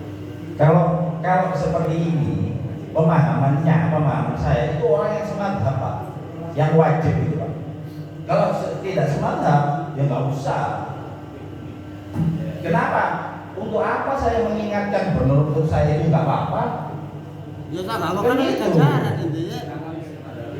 Saya nggak makan ini ada sebuah contoh di dalam masalah ini. Salah satunya adalah mengenai perihal dolanan sekak, catur, dolanan catur. Kalau di dalam madhabnya Syafi'iyah, dolanan catur itu hukumnya adalah boleh, tidak sampai haram. Tapi kalau di dalam madhab Malikiyah, sing jenenge catur, itu hukumnya adalah haram. Timbul sebuah permasalahan ketika sing caturan ini satu madhab Syafi'iyah, satu madhab Malikiyah. Iki apa dhewe-dhewe hukumnya apa dhewe-dhewe, apa mboten? Nah, itu jawabannya adalah seperti ini. Ketika ada orang Syafi'iyah main catur, dia keyakinannya caturan itu tidak sampai haram. Ada Malikiyah main catur, keyakinannya itu adalah haram. Maka bagaimana? Syafi'iyah ini kan keyakinannya kan boleh caturan, sedangkan yang Malikiyah ini hukumnya haram dia caturan. Ngerewangi caturan bagaimana? Tentu ini akan hukumnya haram. Ngerewangi ini hukumnya haram karena dia dianggap i'anah ala maksiat. Dia membantu orang yang Malikiyah tadi ben ngelakoni sing jenenge caturan yang benar dia adalah haram. Jadi kita memang harus secara bahasa memahami lebih dalam dari segi kita menyikapi orang yang beda madhab. Melalui ini sudah diingatkan, ra'yul lagi ini sudah menjadi qayyid mutlak. Madhabnya orang yang mau kita ingatkan itu bagaimana? Itu yang menjadi catatan mutlak. Boleh.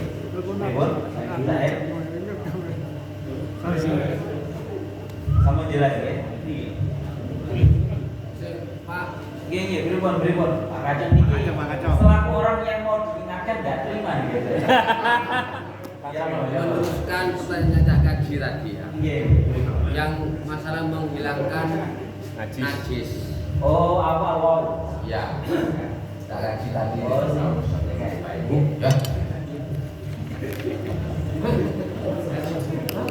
Iya wes ngomong. Masalah menghilangkan najis. Masih bau tak apa? Di black no. Dari lokasi. Tapi ya masih ada baunya katanya tadi ya. Yang suci itu tubuhnya, yang ini najis ya. Sawer. Wes kesuwen. Najis itu masalah menghilangkan najis. Ditanya kan najis. Kalau di bawah sholat gimana nih Pak? Ya najis di bawah sholat. Ya guys itu. Iya. Nggak boleh. Katanya baunya tak hilang. Jijik. Lek bau udah hilang kan tetap terbawa. Nah, iya kan kalau tidak bisa hilang kecuali menggunakan sabun. Menggunakan sabun tidak bisa Pak. Tetap bau. Wah, iki. Mari mangan apa iki? Mari mangan apa iki? Mari mangan apa? Cara menghilangkan najisnya. Hah? Sing jadi pertanyaan bukan cara menghilangkan najisnya. Sikul paham kok. Kita menit. Sing umume, Cong, sing umume lho itu. Gimana kalau dibawa ke sholat? Tidak bisa angin Pak. Si bau loh ya. Bau masih bau. Bisa kuning sih bau. Meskipun sabun. Ya. Diketok. Nggak ada kuning itu nggak ada. waktu usah. Kalau di bawah sholat sih, nah, gitu. Yo awakmu tok paling. Awakmu tok paling yo. Terima kasih. Pertanyaannya melebar dari yang awal tadi. Diji. Jangan berjawab ya. Dijawab. Mau tahu kok dijawab. Ini kau tahu.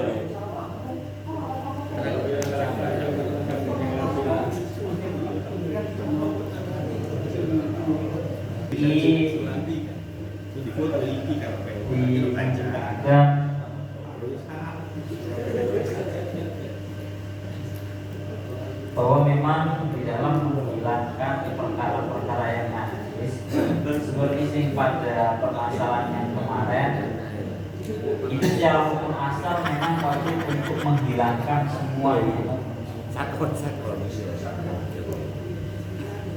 Tentu wajib untuk dihilangkan semuanya, zatnya najis, kemudian warna, bau dan juga rasa semuanya wajib dihilangkan. Lalu bagaimana kalau seandainya ada salah satu dari tiga sifat ini yang sulit untuk kita hilangkan? Contoh, semisal ini ada tafsilannya.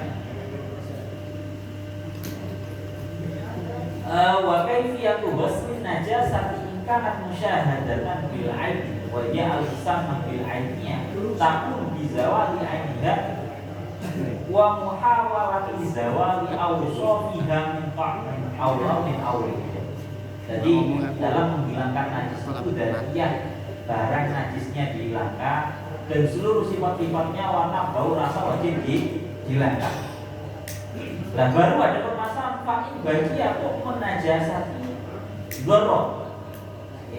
Kalau yang tersisa itu adalah urusan rasa, rasanya sih kuat, rasanya sih pahit dan bisa. Maka kalau seperti itu walaupun memiliki akan tetap bahaya dengan arti tidak bisa dimakan.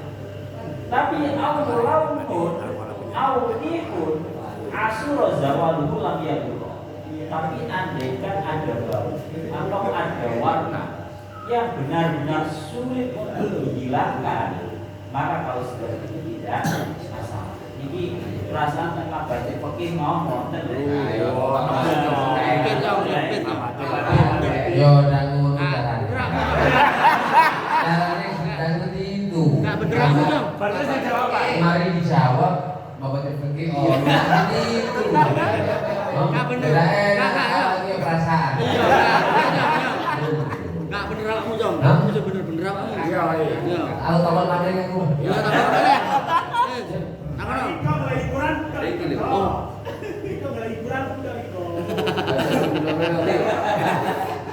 Assalamualaikum warahmatullahi wabarakatuh. Waalaikumsalam. Tadi dijelaskan masalah mic. Katakanlah ada studi kasus itu masjid ya, lagi direnovasi ya. Terus ampli ini dipindah di sini. Nah, namanya tidak ampli. Nah, untuk kadang kan imam masjid itu menggunakan mic yang ditempelkan di baju. Ketika kabel itu melintang atau semiko, di situ kan di luar masjid gitu. Dan mereka wonten kotorane kucing lah. Nah, termasuk itu kan najis atau apa termasuk sholatnya imam masjid itu usah. Enggak dipegang. Tapi kan walaupun tidak dipegang tapi dijepit oleh diikatkan.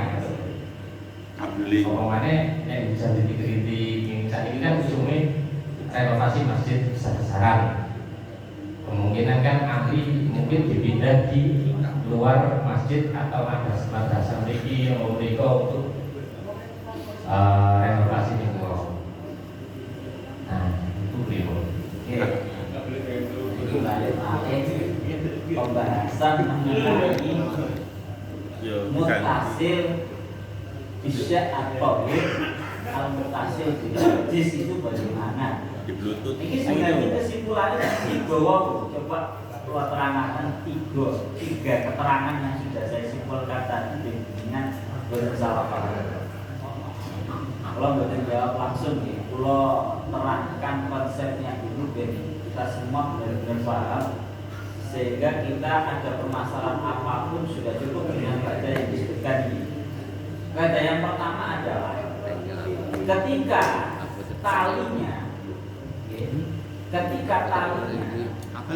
kabelnya dan permasalahan itu langsung mutasil kepada barang yang najis. Talinya kabelnya niku langsung mutasil dengan barang sing najis, maka kalau seperti itu dihukumi sholatnya batal secara mutlak, baik dipegang, digenggam atau sekedar ditempelkan saja. Ketika talinya kabelnya itu langsung kena barang sing najis. Satu. Yang kedua, ketika talinya itu tadi suci, kita boleh langsung nang barang sing najis. Tapi barang sing suci sing mutasil kalau barang sing najis. Datang niku contohkan seperti kita membawa talinya anjing yang bukan langsung ke anjingnya, tapi dia napa itu jenenge ikat lehernya anjing. Berarti kan kita mutasil dengan tali yang suci. Yang mana tali suci itu masih dihubungkan dengan ikat lehernya anjing. Yang kemudian ikat lehernya itu gabung dengan anjing yang hukumnya najis. Maka ini namanya yang disebutkan mutasilun dimutasilun binajis. Dia itu sambung dengan perkara yang suci yang sambung dengan perkara yang najis. Maka kalau seperti itu hukumnya adalah ketika cuma sekedar diletakkan saja, nemplek ngoten mawon, maka kalau seperti itu hukumnya tidak masalah.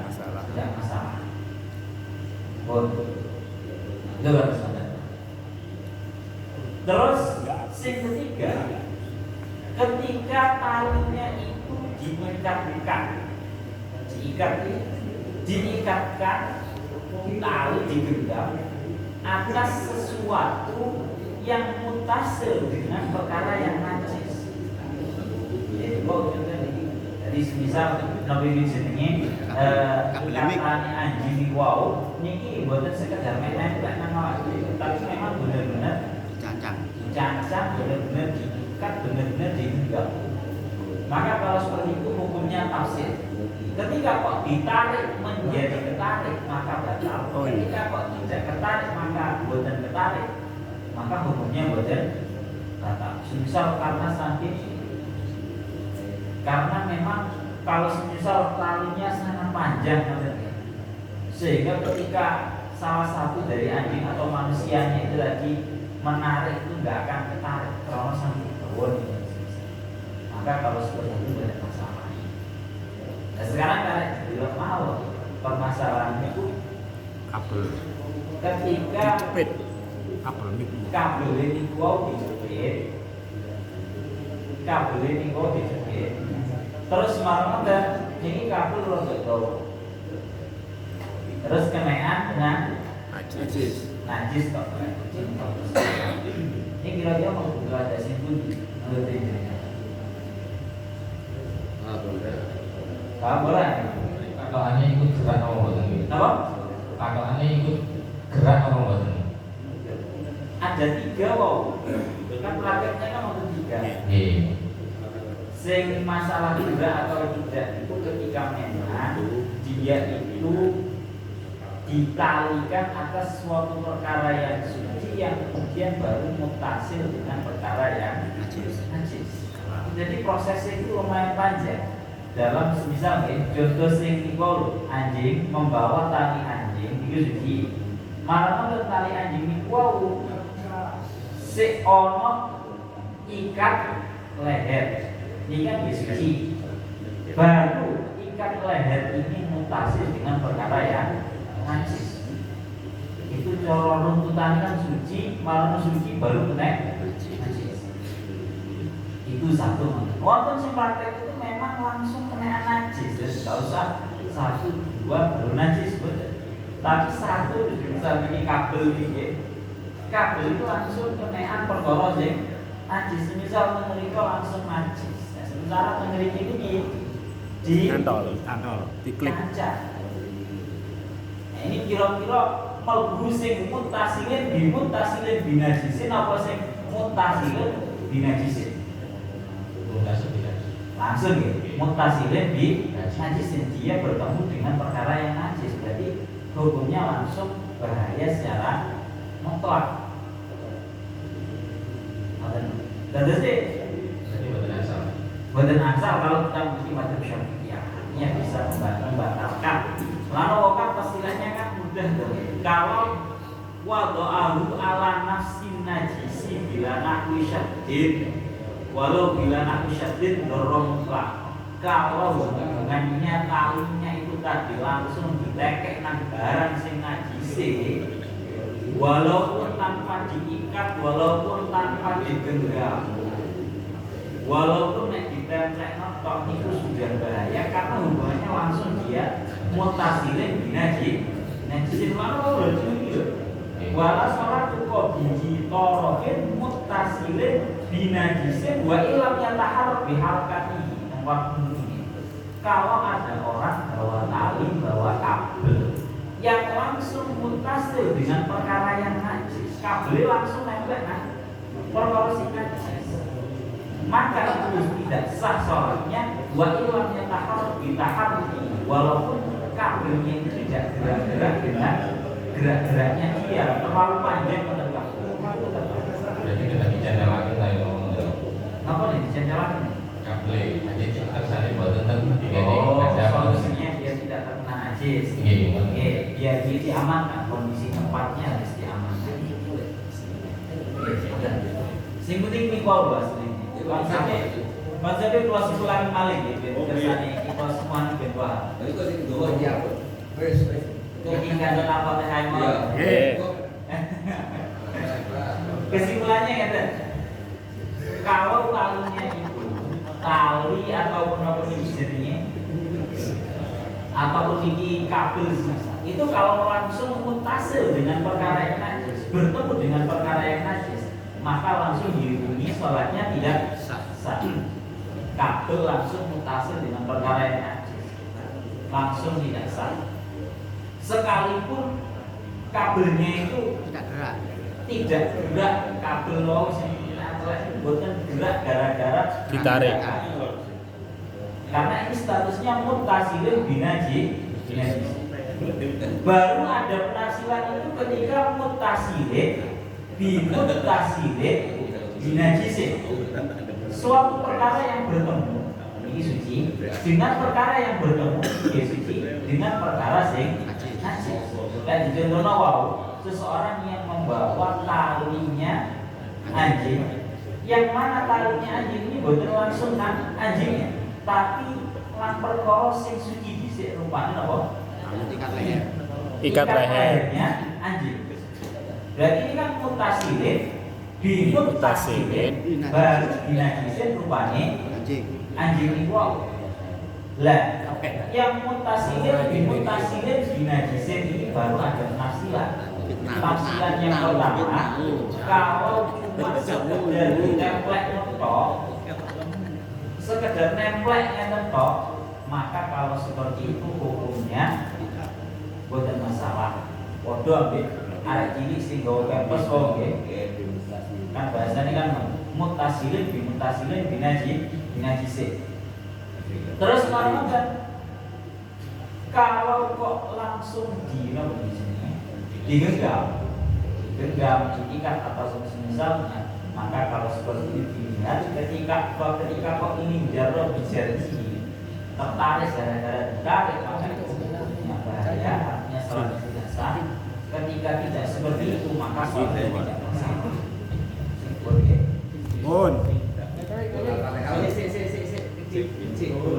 Setelah jelas tepung. mau kan tang turu kamu. Melanjutkan dari niku apa jenenge masalah mutasil apa binajisin tolong dijelaskan kenapa itu nanti kasusnya berbeda ketika sesuatu itu diinjak atau dijadikan alas. Tolong dijelaskan karena itu nanti hubungannya ketika itu bergerak dengan harakah kita akan membatalkan sholat, kalau tidak membatalkan sholat, karena itu saling terkait sekali. Dan ini gua kan yang dicekel atau mutasil ke badan kan batal. Nah sekarang kenapa kalau diinjak? Ini gua selama tidak bahkan atau mengatakan walaupun ikut bergerak dengan harakah musolli, ada yang berpendapat itu tidak membatalkan sholat. Ini terakhir ya. Kalau tadi matur tentang panjenengan sedoyo bahwa ada dua kasus yang ini secara fikih berbeda. Kalau untuk urusan sujud, barang disujud, ini apakah dianggap penghalang atau tidak tergantung barangnya. Kalau barangnya itu nempel di badan kita, nyangkut di badan kita, kemudian benda yang kita sujudi itu bergerak karena gerakan kita. Misalnya serbannya bergerak dong, kalau sujud kan lembek, akhirnya sujudi. Ini kalau memang serbannya itu kita gerak, serbannya gerak, maka nggak sah kita. Tapi kalau memang serbannya panjang, dua dan akhirnya kalau kita gerak ya ujung yang kita sujud itu nggak gerak, maka kalau itu nggak masalah. Tapi kalau kasus najis ini mutlak. Ketika di badan kita ada sesuatu yang kita genggam, kita tarik, kita bawa, yang itu sifatnya bertemu dengan najis, atau sedikit kabel ini dowo, baik itu bergerak karena gerakan kita ataupun tidak, selama di ujungnya ada najis, maka sholat kita tidak sah. Perbedaannya nopo? Tegini kuliuhi dipundawuhaken qauluhu wa ilam yataharrak biharokati, meskipun tidak bergerak karena gerakan musolli. Wa faraqo sihhatas sujudi, hal ini berbeda dengan kasus sahnya sujud ala malam yataharrak biharokati, ketika kita sujud pada benda yang tidak bergerak karena gerakan kita. Perbedaannya bi annal mu'tabar huna al-ittisalu bin najis. Perbedaannya kalau untuk urusan najis itu yang terpenting kita sambung dengan najis. Bahasa sambung itu gerak gak pedulikan. Pokok sambung tapi najis berarti kamu dianggap bahwa najis. Kalau dianggap bahwa najis sholatnya nggak sah. Jadi nggak ada perbedaan antara taharuk dan tidak taharuk. Sedangkan sedangkan dalam kasus sujud, kaunus sujudi al-mu'tabar kaunus sujudi ala qarori. Kalau dalam kasus sujud yang dijadikan tolak ukur itu adalah kita sujud pada sesuatu yang menetap atau tidak. Kalau sesuatu itu tidak bergerak, meskipun itu nempel di badan kita, maka tidak dianggap sebagai penghalang karena dia koron, menetap. Tapi lek barang ini ubah karena gerakan kita, maka itu tidak dianggap sebagai koron, maka dianggap sebagai penghalang. Ini perbedaannya kan. Terus begini tadi. Terus umpamanya kan kasusnya sami kalian sing ditanggakan saya sebelumnya. Tapi ini pun bukan bisa nyelakan. Kabeh kita ide nonton pripun. Nggih ya. Nanti bluetooth. Nggih, tadi buatan bisa nyelakan nggih kan. Tapi kalau ide kabeh dan langsung mutasil binajisin. Niku pripun? Sama dengan permasalahan yang sering kita lakukan itu sholat ala qabri, sholat jenazah ala qabri kemudian habis semerap. Biasanya sandal awak dewi kan, sandal jepit atau sepatu kan otomatis kita dianggap membawa kan. Makanya diberi solusi bahwa kalau posisi sandal kita itu di bawahnya ada najisnya, kalau mungkin jenengan jepit kadesnya demikian, itu jenengan dikatakan sebagai orang yang membawa colok azan demikian wau covid atau syabdun, orang yang menggenggam atau mengikat, maka kalau seperti itu hukum sholatnya tidak sah. Tapi kalau sandalnya memang dilepaskan, tapi dijenengi sekitarnya atau sepatunya dibawa kemarin menginjak ingat toh, maka itu tidak masalah. Kan itu jelas.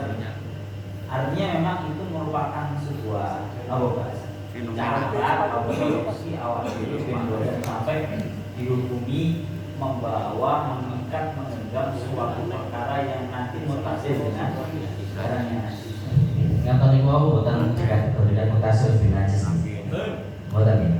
Itu kan sama wa kharajat bi qabidin wa ma ba'dahu malau ja'alahu al-musalli astaqadani. Tidak dikatakan bahwa itu dikatakan di bawah telapak kaki. Walaupun mutasil. Padahal keterangan sebelumnya umpama disampir notok ya. Disampir notok buat dicancang. Tapi kalau